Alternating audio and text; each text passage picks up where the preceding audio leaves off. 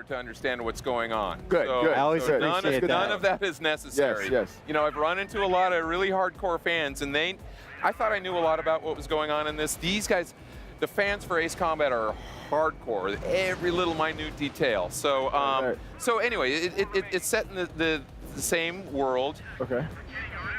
I don't want to give away too much, Of but course. you're going to No see spoilers. some very familiar, I think the last trailer we saw a little, you know, big circular super Oh, weapon okay. that Gotcha. Times with clone Ren. No, don't do it. Don't do it. Don't do it. That's too much. That's too much. Too much. And I think we have one of your colleagues backstage here playing the game on PS4. AKA Live Maverick. demo.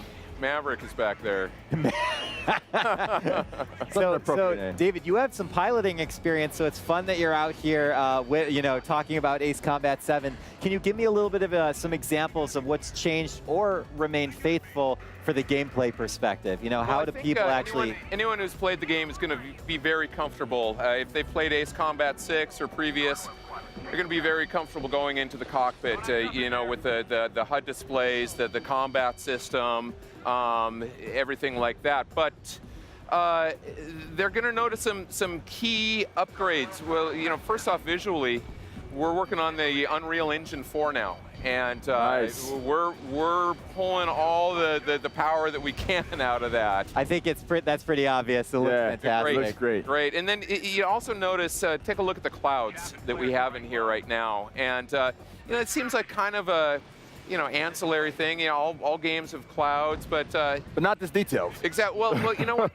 These look beautiful, and in addition to looking beautiful, they also play a pretty important role in the game, the way that you're playing the game, you know, tactically. And I think if Denny goes into, Denny, see if you can go into a cloud right now and show what happens. Just starting out visually, he's going to fly into this, and you're going to notice some precipitation forming on the canopy and streaking by. Oh, wow. What are you talking about, David? That is ill. Are you kidding me? Yeah. And you know, in addition to that, if you fly into a cumulonimbus cloud, normally, I mean, it's going to be violent. And you're going to feel that. You know, you probably saw a lot of the bumping. The controller is shaking all over the place. Right. You stay in that cloud long enough that precipitation is going to turn to ice. Visibility is going to go down to 0. You get ice on your wing, and you lose that aerodynamic stability, and you're going to be a slug up there. So basically, if you're trying to do a cheat tactic and stay in the clouds the entire time so no one can see you, that's not going to work. It's not going to work. Okay. Hey, are we all right? You need the mic? Is it good? You know, it's it's funny because Someone needs the mic. Normally I get put upon for being so loud. No one has ever told me in my entire life that I'm too quiet. Your voice couldn't be contained by a normal microphone. I know, right? They needed a new one. Had to double down. There we go. An F-18 Super Hornet, the F version of that. Nice. That's just one of the aircraft that we have. The demo that he's flying right now, he could have flown the F-14D Tomcat. Oh my God! Look at what's happening on the screen right now. That's one of the super weapons that we have. Yeah. Ace Combat is known for that. Anyway, back to your question.